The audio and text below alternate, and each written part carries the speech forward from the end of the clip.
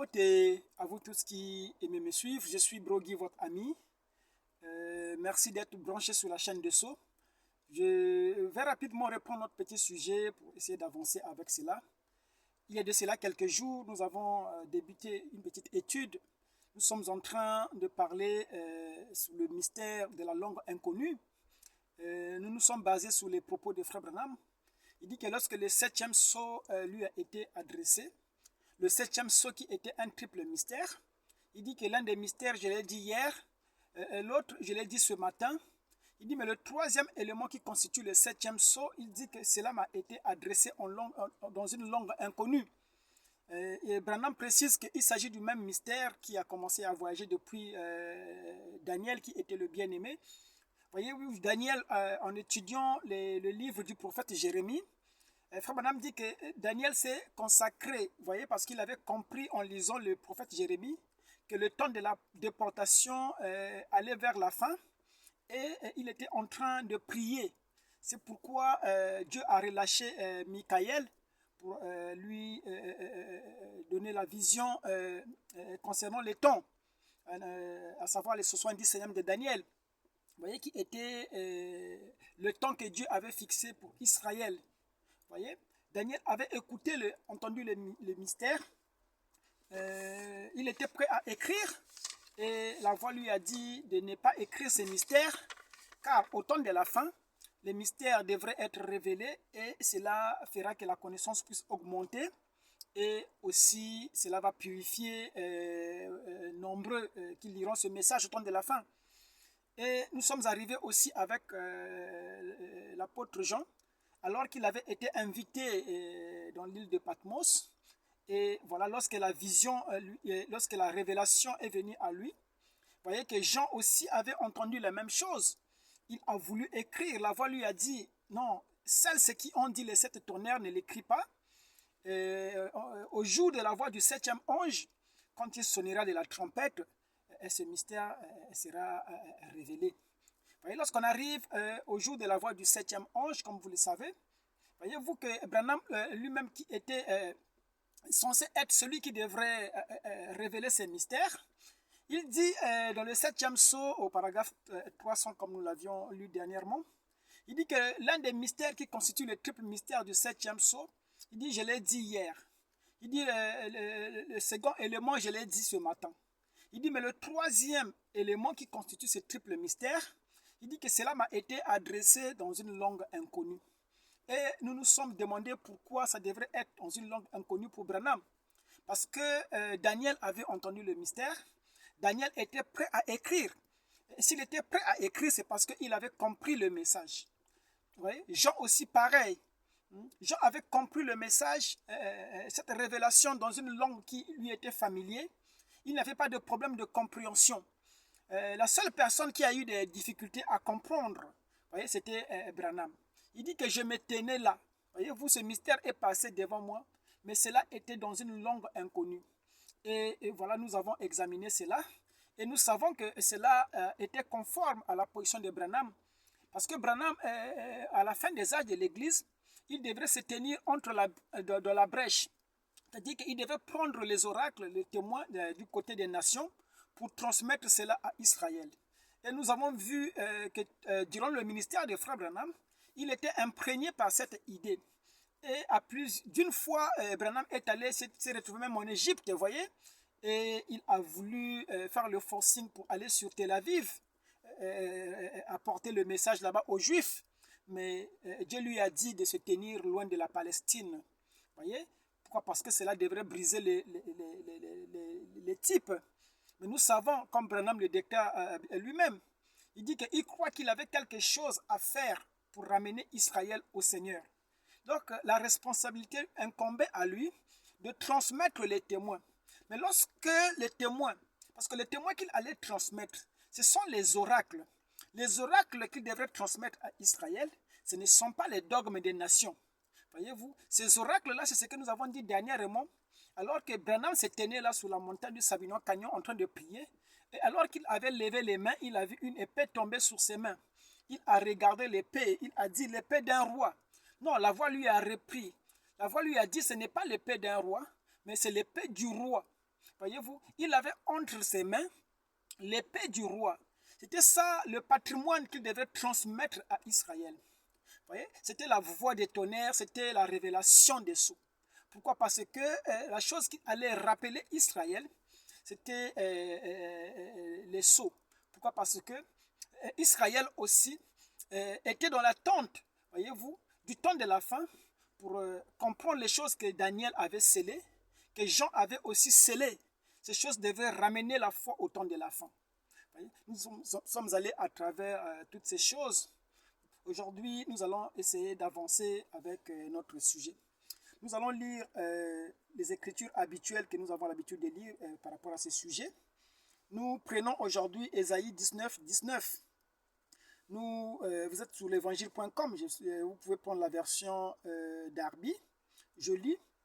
En ces jours-là, il y aura un autel élevé à l'Éternel au milieu du pays d'Égypte et à la frontière même une colonne dédiée à l'Éternel. Voyez, donc cette écriture, Ésaïe précise qu'en ce jour-là, il y aura un autel élevé au milieu du pays d'Égypte. Cette écriture rejoint le reste des écritures que nous avons lues dernièrement, où Ésaïe prophétisait qu'en ce jour-là, il étendrait de nouveau sa main pour rassembler Israël dispersé en Égypte, voyez-vous, en Éthiopie, à Batros et à Élam, aussi dans les îles de la mer. Voyez, ces écritures parlent de la position d'Israël au temps de la fin. Voyez, nous avons aussi examiné cette écriture qui est devenue une écriture très familière, qui se trouve dans Sophonie 3, verset 10, où Dieu réclame que ce serait au-delà des fleuves de couche que les adorateurs viendront avec les offrandes à lui présenter. Voyez, donc cela montre la position d'Israël au temps de la fin. Depuis, il y a de cela près de 2000 ans, voyez-vous que Israël avait été retiré de la scène, conformément à ce que Paul avait déclaré, qu'une partie d'Israël devrait tomber dans l'endurcissement du cœur pour permettre à ce que la totalité des nations parviennent au salut. Et une fois de plus, Dieu devrait se tourner vers Israël. Et lorsqu'on arrive au temps de la fin, et que les portes des nations sont fermées, alors nous voyons qu'en ce moment-là, voyez, l'attraction est du côté d'Israël. Quelqu'un devrait prendre le témoin du côté des nations pour transmettre cela à Israël. Et Branham était celui-là qui avait cette charge de faire cette transition. Voyez, il avait fallu que Branham attende, voyez-vous, l'épée du roi, et qui était la parole révélée, pour transmettre cela à Israël. Et nous avons montré comment Israël a été appelé à travers les trompettes. Voyez, toutes ces choses-là, voyez. Et c'est là, je pense que c'est des choses qui sont dans le message. Peut-être que nombreux ne disent pas ces choses-là de la façon que nous avons présentées, mais nous savons que nous dépendons des sceaux. Nous avons précisé que l'épouse devrait être assez mature pour séparer les deux œuvres. Pourquoi? Parce que Branham, en tant que messager de l'église de la Odyssée, il avait été appelé premièrement à exercer comme un évangéliste d'après Malachie 4. Vous voyez? Et ensuite, il devrait rentrer dans son ministère propre qui était l'ouverture des mystères. C'est pourquoi lorsque aujourd'hui les gens se présentent devant nous pour nous rappeler ce que Branham a dit, nous aimons les taquiner en leur demandant Branham qui a parlé, c'est Branham l'évangéliste ou bien Apocalypse 17. Parce que Branham lui-même, il espérait à ce que l'Église soit assez mature pour séparer les deux œuvres. Contrairement à ce que font les prédicateurs. Les prédicateurs veulent avancer avec les deux œuvres à la fois. Voyez-vous, ils veulent prendre le message, voyez-vous, depuis l'évangéliste jusqu'à Apocalypse 17. Mais nous savons que la semence n'hérite pas avec la balle. Nous savons que Branham, dans son message, il a enfanté les jumeaux. Voyez, il y avait une partie qui concernait l'ivraie, voyez, le pentecôtisme, les âges de l'église, voyez, et une autre partie qui était pour l'épouse. Et les deux choses ne pouvaient pas avancer ensemble. Parce que lorsqu'on arrive à l'ouverture des sceaux, c'est là où il dit que j'espère que l'église va être assez mature pour séparer les deux œuvres. Aujourd'hui, nous sommes un peu en difficulté parce que nous voyons qu'il y a un oiseau qui est collé à l'aigle. Parce que vous savez que l'aigle et le vautour, ils ont des facultés de voler dans les profondeurs, dans le firmament, vous voyez. Le corbeau ne nous pose aucun problème. Le corbeau, lorsque vous commencez à voler, voyez-vous que le corbeau, lorsqu'il arrive à un certain niveau, le corbeau repart dans les âges de l'église. Le corbeau repart dans tout ce qui est ecclésiastique, vous voyez. Le corbeau n'a jamais posé de problème. Le corbeau, lorsqu'il a la pression sur lui, le corbeau vous déclare que Branham n'a pas créé les écureuils.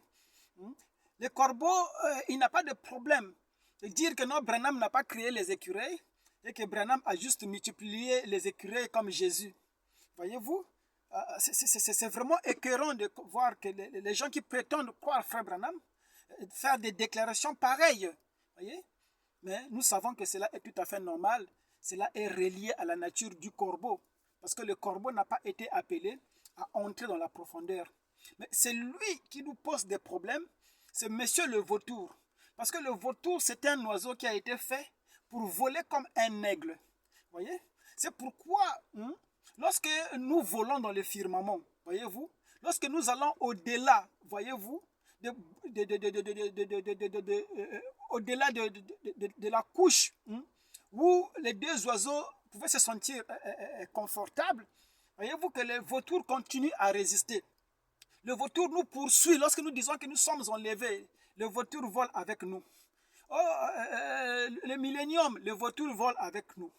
Nous déclarons, nous rentrons dans l'éternité. Monsieur le vautour est avec nous. Mais remarquez que le vautour, il ne peut pas résister dans cette zone de turbulence où il n'y a plus d'oxygène. C'est là où l'aigle montre sa suprématie. Lorsque nous commençons à dire, effectivement, que nous écartons le Branham a dit, là, monsieur le vautour ne peut plus résister. Parce que le vautour est collé à Branham a dit. Il veut qu'on puisse lui montrer. C'est écrit où? Mais depuis très longtemps, nous essayons d'expliquer à monsieur le vautour que nous ne sommes pas dans le mystère de noir et blanc. Parce que lorsque vous voulez qu'on vous montre des choses, vous voulez lire noir et blanc. Mais nous ne sommes plus dans le mystère de noir et blanc. Parce que noir et blanc, c'était un peu du noir, un peu du blanc. Aujourd'hui, nous sommes dans le mystère du blanc. Voyez? Nous ne lisons plus entre noir et blanc. Noir et blanc, c'est lorsqu'on est avec vous, monsieur le vautour. Mais lorsque nous volons nous-mêmes, on n'a plus d'appui. On n'est pas censé dire Branham a dit. Pourquoi? Parce que nous savons que dans le message des sceaux, voyez-vous, il y a un message qui est surnaturel.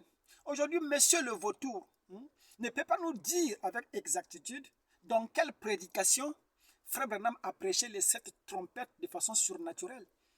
Parce qu'il a été dit à Branham, ne prêche pas sous les trompettes, tu as déjà prêché cela de façon surnaturelle. Alors, monsieur le vautour, toi qui veux suivre l'aigle, voyez-vous, pourquoi tu ne nous dis pas dans quelle prédication on peut retrouver cette prédication surnaturelle concernant les trompettes? Voyez? Parce que monsieur le vautour est toujours attaché, Branham a dit. Branham a dit.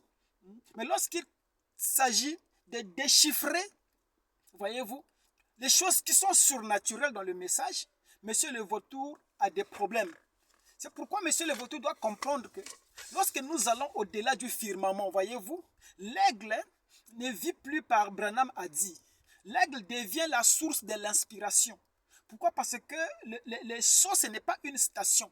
Les sceaux, c'est une éternité qui tourne. Voyez-vous, nous rentrons dans la mer profonde, où nous devenons nous-mêmes la source. Nous avons parlé de cela lorsque nous avons étudié sur le 3e pôle. Branham dit que, Dieu lui dit, Branham, j'ai été expliqué comment ça se passait avec le premier pôle. Tu as enseigné cela à tout le monde. Les Juni Jackson, les banksters, ils savaient comment cela opérait. Voyez-vous, cela n'était pas la volonté de Dieu que tout ce monde-là comprenne. Que lorsque Branham prenait la main de quelqu'un et qu'il y avait une vibration, une couleur rouge qui s'affichait sur sa main, que tout le monde comprenne que la personne souffrait du cancer. C'était un secret que Dieu avait donné, que l'ange avait donné à Abraham, qui devrait caractériser son ministère. Mais Branham a enseigné cela. Lorsqu'on arrive au deuxième poule aussi, Branham a enseigné cela.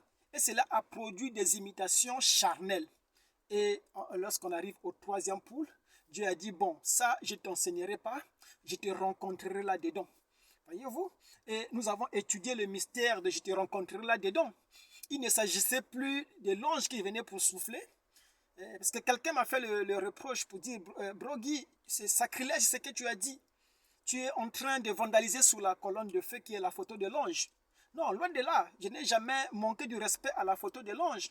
Je sais que la photo qui a été photographiée à Houston, c'était, Frère Branham appelle ça la photo de l'ange. Mais nous voulons simplement vous montrer que lorsque vous voyez la colonne de feu au-dessus de Frère Branham, cela affiche l'ordre de la nuit. Pourquoi? Parce que la colonne de feu dans le désert apparaissait que la nuit pour conduire Israël. Le jour, Israël était conduit par une colonne de nuée. Vous voyez? Or, Frère Branham a prêché sur le lever du soleil. Or, lorsque le soleil se lève, tout ce qui est de la nuit s'arrête pour laisser place à ce qui est du jour. C'est pourquoi, vous qui vous affichez avec les colonnes de feu sur la tête de Branham, oui, c'est des photos qui étaient valables dans la nuit. Dans la nuit, on s'éclairait avec la colonne de feu. Mais aujourd'hui, voyez-vous, la colonne de feu devrait subir, voyez-vous, son pararécomia. Voyez, la colonne de feu devait se transformer dans la colonne de nuée afin de devenir l'épouse. C'est pourquoi nous avons dit qu'aujourd'hui, Christ a quitté le trône de son père qui était la colonne de feu pour prendre son propre trône qui sont les sujets rachetés. Aujourd'hui, si vous rencontrez Christ dans la colonne de feu, alors vous avez mal vu. Cela ne peut pas être Jésus. Il n'est pas dans la colonne de feu. C'est-à-dire que si vous êtes comme Paul aujourd'hui, vous voyez la colonne de feu, posez-lui la question. Qui es-tu, Seigneur? S'il vous dit que je suis Jésus, alors ne croyez pas. Parce que aujourd'hui, Jésus n'est pas sous cette configuration. Jésus a abandonné le trône de son Père, qui est la colonne de feu, où il devrait exercer comme le Fils de Dieu. Parce que vous savez que lui, Jésus, quand il vient dans le monde, voyez-vous, il y avait 3 noms de fils qui devaient l'accompagner. Il venait comme fils de l'homme, ce qu'il a exercé, voyez-vous, quand il était sur la terre. Jésus ne s'est jamais appelé fils de David ou fils de Dieu. Lui, il s'appelait fils de l'homme. Parce que de tous les attributs de fils, voyez-vous, il n'y a que le fils de l'homme où Dieu est obligé d'être dans une chair humaine. Voyez-vous, c'est quand, voyez-vous, il est fils de l'homme qu'on le voit dans une chair humaine. Les autres attributs de fils, il n'exerce pas cela en étant dans une chair humaine. Voyez? Il était fils de l'homme en tant que prophète. Mais lorsque les gens s'intéressaient, voyez-vous, l'appelaient fils de David. Parce que les Juifs n'avaient pas le plan. C'est pourquoi ils avaient des difficultés à cerner la vie de Jésus. La Bible, Frère Branham dit que nombreux de ceux qui suivaient Jésus, ils avaient l'espoir sur Jésus parce qu'ils savaient que Jésus était le Christ et que le Christ devrait être le fils de David. Mais ils ne savaient pas que lorsque le Christ se déploie dans une chair humaine, voilà, il ne peut pas être fils de David. Il est fils de l'homme. Voyez-vous, quand il est dans un homme en train de discerner les pensées, il est fils de l'homme qui veut dire prophète. Voyez? Mais Jésus savait qu'il serait fils de Dieu dans les âges de l'Église. C'est là où il était assis sous le trône de son Père pour faire l'intercession, voyez, pour la médiation. C'est là où il devrait occuper cette fonction de fils de Dieu. Nous avons longuement montré cela. Et il serait fils de David lorsque le 3e but de la visite de Gabriel à Daniel allait s'accomplir, où il devrait revenir pour prendre la prééminence, voyez-vous, pour mettre fin à l'autorité humaine, voyez-vous, des hommes, des royaumes de ce monde. Parce que Frère Branham dit que lorsque le diable a amené Jésus sur la montagne, il lui a montré les brillants royaumes du monde. Il dit que si tu m'adores, je te donne les États-Unis, je te donne la Suisse, l'Angleterre et tous ces pays-là que vous connaissez. Jésus a dit, tu ne tenteras pas le Seigneur ton Dieu. Parce que Jésus savait que lorsqu'il viendra dans sa seconde venue, il viendra dans son nouveau règne. Voyez-vous, c'est en ce moment-là qu'il va posséder tous les royaumes de la terre. En ce moment-là, il sera le fils de David. Or, le fils de David, il l'exerce à travers ses sujets rachetés. Il est fils de David aujourd'hui à travers ses sujets rachetés. Parce que son trône, c'est le cœur des croyants aujourd'hui. C'est à travers de cette forme-là qu'il exerce comme étant le fils de David. Donc, quand il est dans la chair, il est fils de l'homme. Quand il est dans la colonne de feu, dans les âges, c'est là où il est appelé fils de Dieu. Et au temps de la fin, lorsque il prend maintenant son propre trône, qui sont les sujets rachetés, c'est là où on parle de fils de David. Voyez-vous? Donc aujourd'hui, nous pouvons dire qu'il est fils de David. Voyez? C'est ce que les gens n'avaient pas compris en son jour. Lorsque les gens n'ont pas compris toutes ces choses-là. Pourquoi? Parce qu'ils n'ont pas le plomb. Voyez-vous? C'est ça, quand les gens ne comprennent pas effectivement, ils ne savent pas comment placer la parole. C'est ce que nous venons de dire tout à l'heure. Lorsque nous parlions du vautour, l'oiseau qui nous pose le plus de problèmes, ce n'est pas le corbeau. Le corbeau, il déclare les choses, il est sincère, et nous savons que monsieur le corbeau, il ne peut rien faire, il ne peut pas voir au-delà. Mais c'est le vautour qui nous pose des problèmes. Le vautour qui croit que nous avons été enlevés, il croit au millénium, il croit que c'est l'éternité. Mais remarque ce qui se passe avec le vautour.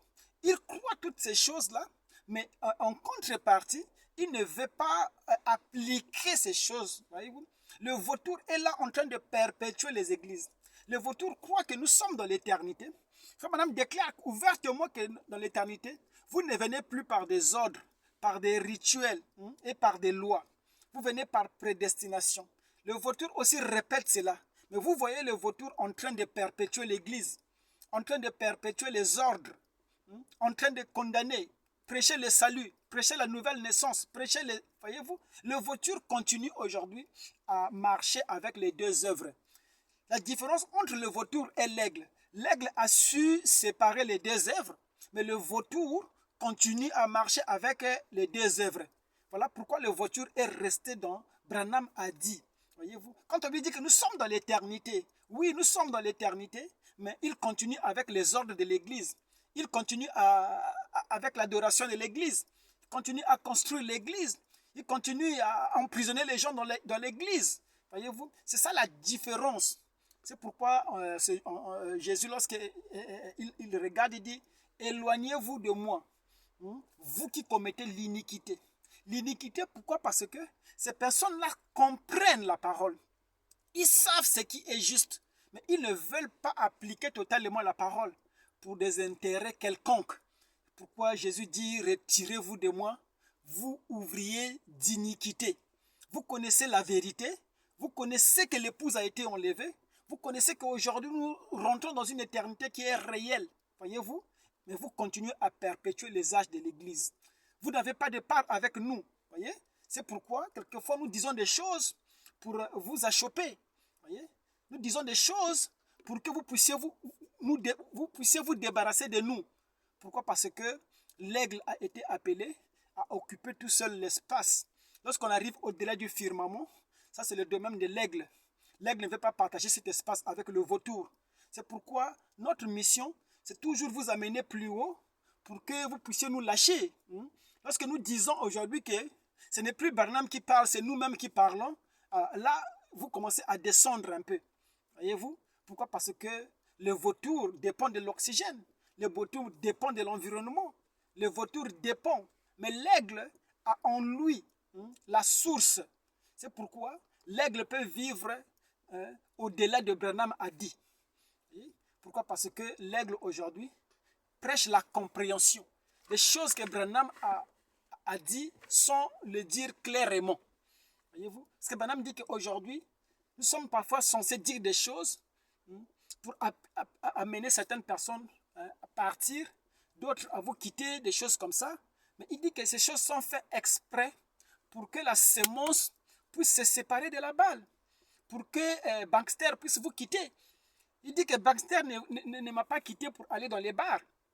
Démas n'a pas abandonné Paul pour repartir dans le monde. Non, Démas n'a pas fait ça. Démas a juste abandonné Paul parce qu'il n'a pas compris l'état présent de son ministère. Il n'a pas compris comment Paul pouvait entrer dans des choses plus profondes. C'est pourquoi il est facile pour Démas d'aller rejoindre les pentecôtistes. Il est facile pour Démas d'avoir le nom de Branham dans la bouche, mais d'aller traiter avec les pentecôtistes, alors que nous sommes en train de le relier, livrer pour jeter dans le temps de feu.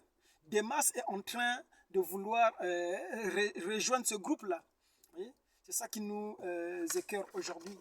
Nous sommes appelés, nous, à entrer dans, voyez-vous, dans la profondeur de sceau.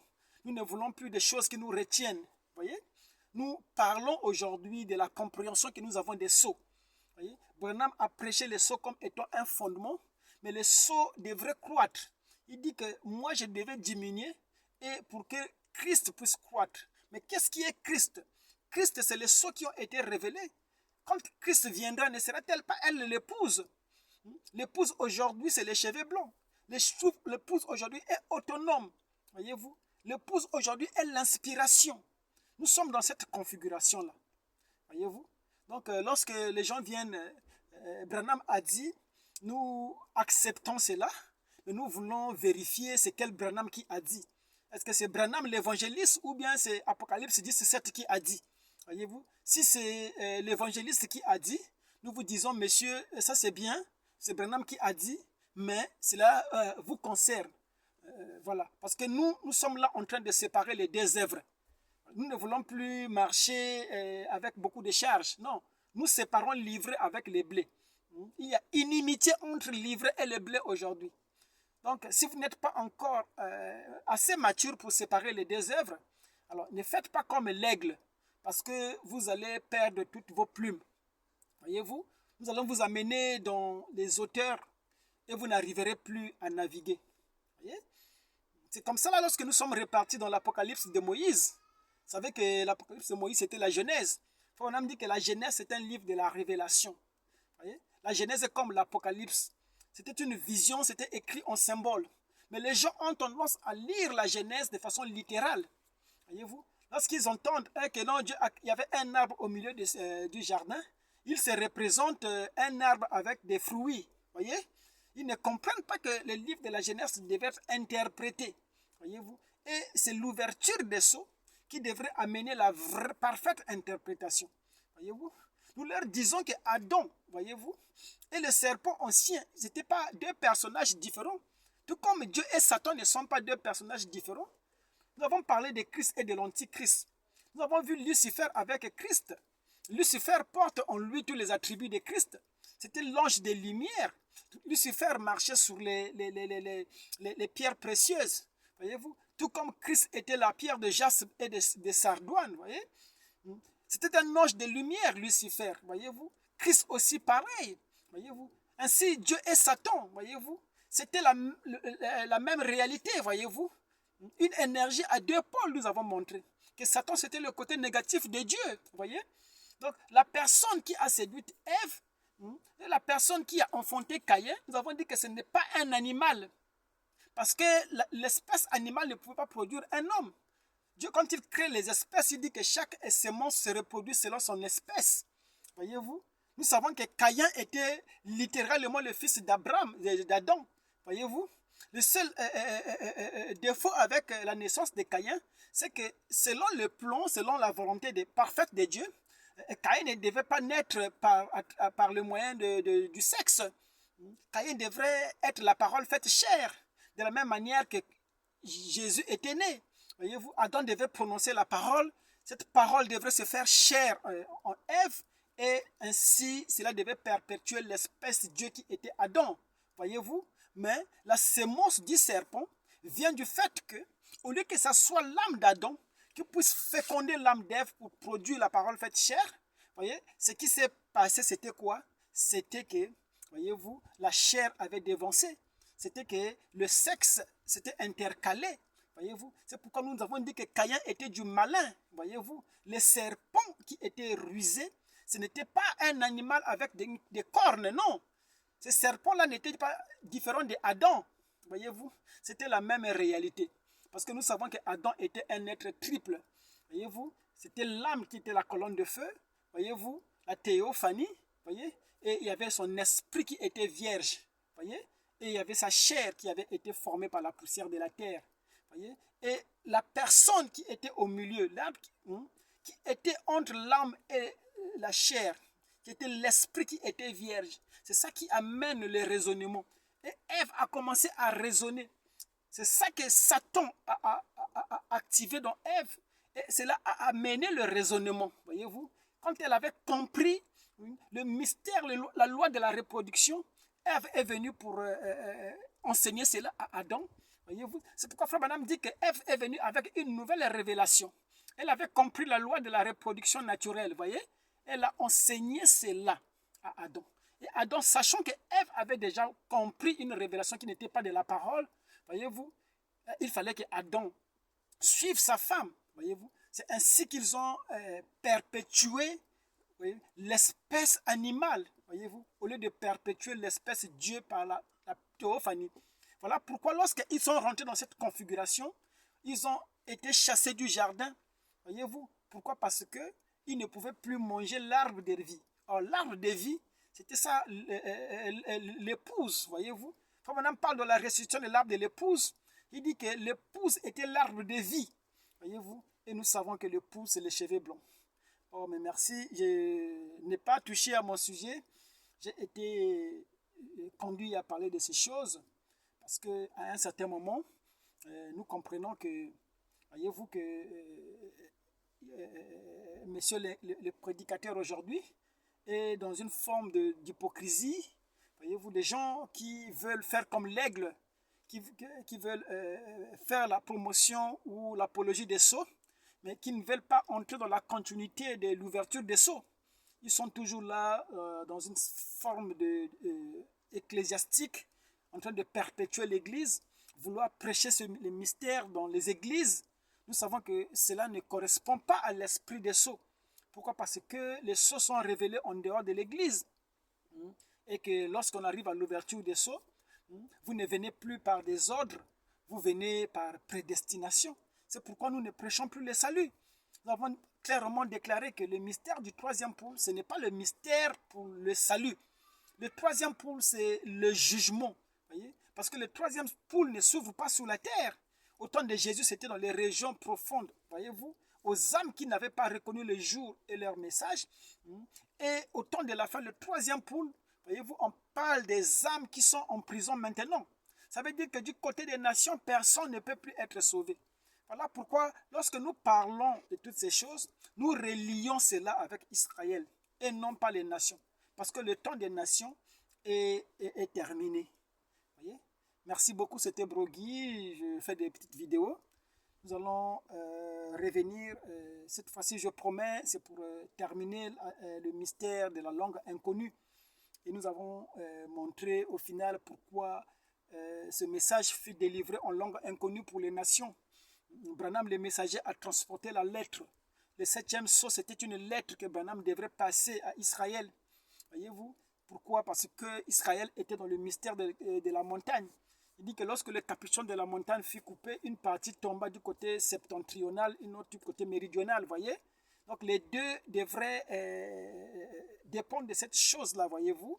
C'est pourquoi Branham devrait servir, devrait être dans la brèche, voyez-vous, pour introduire effectivement le fils de David. Et nous savons que Christ qui va du côté des Juifs, ce n'est pas Jésus de Nazareth, non. C'est l'épouse, voyez-vous. C'est pourquoi l'épouse aujourd'hui, elle qui est en train de réveiller Israël. Et nous savons que Israël a été localisé au temps de la fin, au-delà des fleuves de Couche. Et ici, dans l'écriture que nous avons lue, Ésaïe est clair. Il dit qu'en ce jour-là, on établira l'autel au milieu de l'Égypte. Voyez, c'est la dispensation de la reine de Midi. Cette reine qui vient dans les pays du Sud. Voyez-vous, cette reine qui devrait se lever au jour du jugement pour condamner, voyez-vous, la génération qui n'avait pas reçu Dieu dans la chair humaine. Voyez-vous, c'est la reine de Midi, c'est l'épouse. C'est nous qui condamnons les Laodicéens. J'accuse cette génération d'avoir crucifié Christ pour la seconde fois. Voyez-vous, à travers, voyez, et nous pensons que nous sommes allés à travers toutes ces choses-là. Et nous avons montré tous ces mystères-là de la nuit. Maintenant, aujourd'hui, nous quittons toutes ces choses pour parler de l'actualité. Parce que nous sommes l'épouse c'est Dieu. Dieu n'est pas dans le message d'hier, l'épouse est dans l'actualité. L'actualité, c'est la parole faite chair à travers le Fils de Dieu manifesté aujourd'hui. Shalom.